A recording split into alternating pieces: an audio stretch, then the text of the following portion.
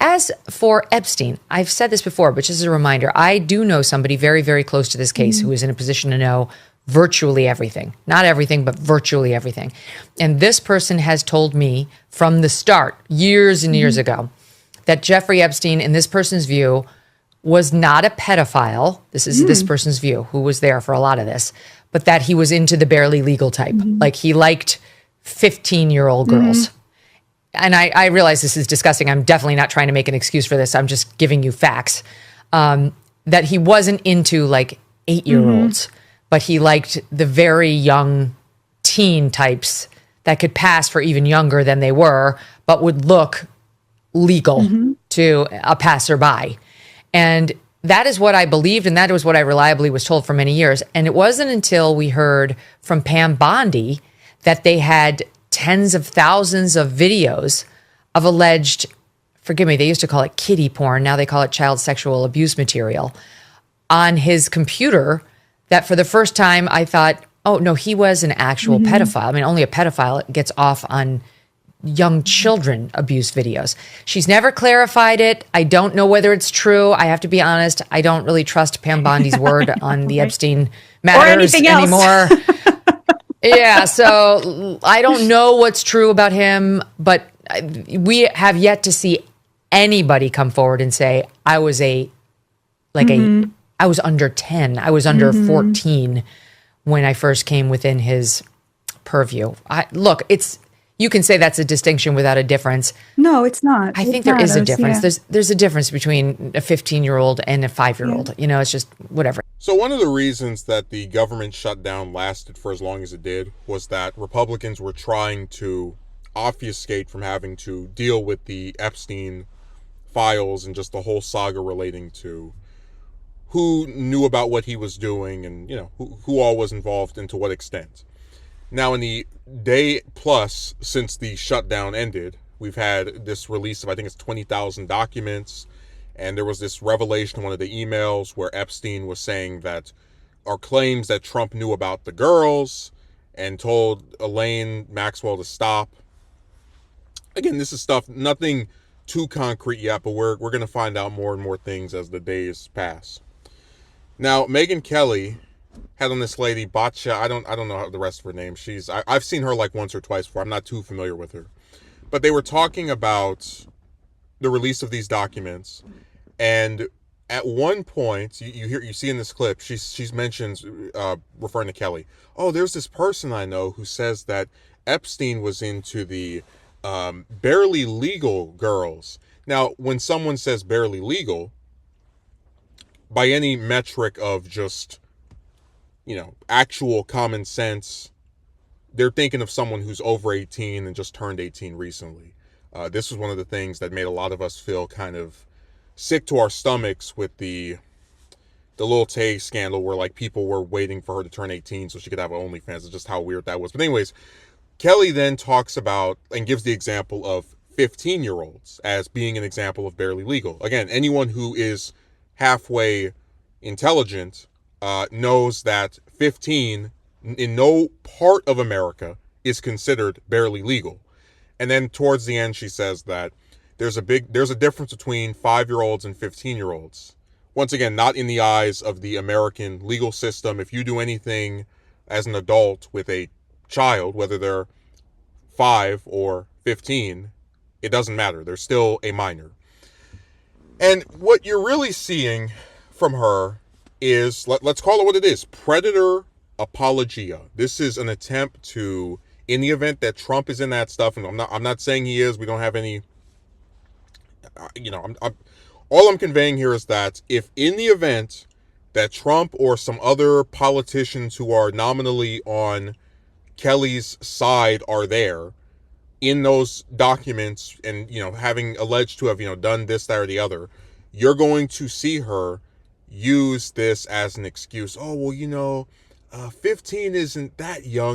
And I was thinking to myself, you know, the craziest thing about this is that Kelly is a mother. She's someone who has children. I know 2 of them are like 12, 14, right? Like they're kind of, you know, they're around the same age as this example that she's giving of a supposedly barely legal girl. And it's like, do you really think she would be okay with her with some grown man doing something with her 12 or 14-year-old kid. And again, it's just you feel compelled to bring that up because you ask yourself, how could a parent, right, look at minors, at children, and say something like this?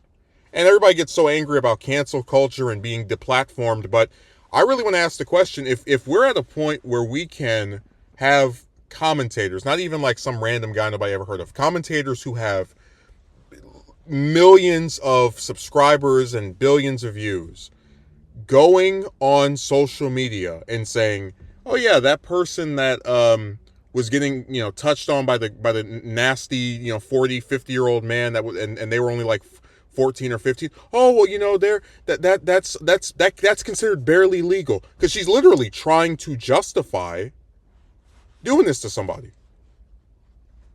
And at first, when I saw this clip, I was thinking, because Mark Levin talked about this while he's having his little his back and forth with the wing of the GOP that's not entirely pro-Israel. But when I saw this clip, I really thought for a second, this has to be AI. There's no way that someone who's been in media, right, and knows about the various things you say and don't say, would be crazy enough to justify or otherwise make it seem like, again, being an adult and doing something with a 15-year-old is not illegal and screwed up and needs to be condemned in all forms. But I watched the clip. I go on their channel. It's over there, and it's like I'm almost,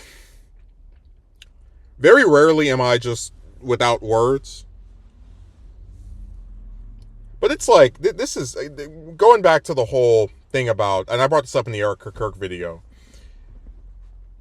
Politics at its worst is this thing that people use to make money, and in doing that, or either getting money or getting fame for themselves, they have to align with people and things that they normally would not. Now, Kelly, for those who have not been following this stuff for over 10 years like I have, is someone who's has had an evolving relationship with Trump, I should say that, where she was antagonistic to him, to the point where his followers even went to her memoirs reviews and bombed it, when it first came out, to eventually supporting him and revealing she voted for him and then was endorsing him this last election. She's really just changed her tune on him entirely. And the reason for that is very simple. That after she got, knocked off of all the major networks, she had to start cozying up to the podcast independent media routes, right, with SiriusXM, and needs to align herself with conservatives to have at least some semblance of an audience or fan base. But it's like, I would think the one thing people would be united in, right, is like, hey, don't let adults mess with children. Don't let adults have, rings of where they're going to do stuff to kids. And even that is now a partisan issue. My friend told me that he was just into the barely legal. There is no barely legal at 15. And you have to ask yourself, people, again, they always talk about censorship, but are we really going to let influencers tell us that it's okay to be, again, in your 30s, 40s, 50s, messing around with teenage girls? Like, really? Because, it's like if I went online, on here, for example, and I made a video where I said, oh, it's hard getting a job, people should go and, just start, robbing and looting. That would be seen as an incitement of violence, right? And then YouTube would take some kind of response or whatever to what I was doing. But it's like this, in her video, she's literally saying that it is okay to commit the crime of being an adult, messing with underage girls, and nobody cares. Like, I had YouTube literally have me get copyright striked for playing a clip or whatever of some old speech from 50 or 60 years ago. And then, but you'll see someone be able to say what she said and not even get demonetized, not even get an age restriction, no accountability whatsoever. So SiriusXM radio is platforming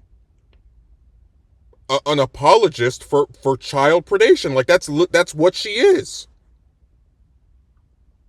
And it's sad too, because this is like the logical next step of being part of these cults. When someone in one of these parties does something to minors that is or even, you know, even like to grown adults, right? And there's like a lot of evidence of it, people will turn a blind eye if they like the views of that person. So you saw this with all the women that drove Kumo out of the governor's, you know, mansion, right? Him running for mayor, and then he still has people supporting him because, of course, he does. And you see this with Trump, where, I mean, again, even if let's just pretend it comes out that, you know, Trump only had no idea. It was all this big mystery to him that one of his closest friends was, you know, doing this disgusting crap. Even if it comes out that that's what happened, which I don't believe. I think there will be some revelations, but even if that were what happened, Kelly is still is lying to her audience, saying that 15-year-olds are barely legal.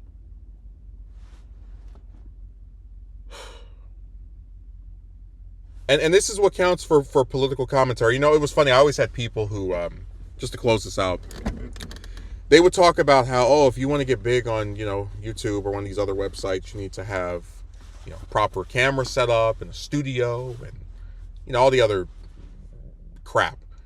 But it really appears that there are no standards in terms of who are the most sought after or viewed channels on this site. Like, look, like, I'm supposed to look at someone who will tell you a bold-faced lie that underage girls are barely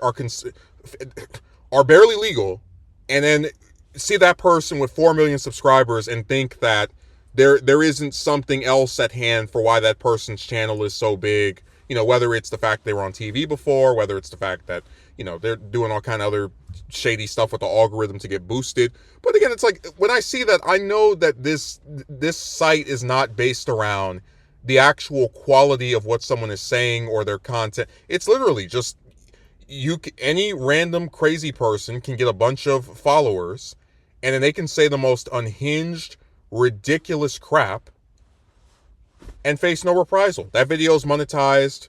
And honestly, it's sad, because it's like, if the site of YouTube is not going to, you know, do anything about it, SiriusXM Radio should say, hey, look, we're not supporting you when you go around lying about the law. You are saying that underage girls are considered barely legal when they are not.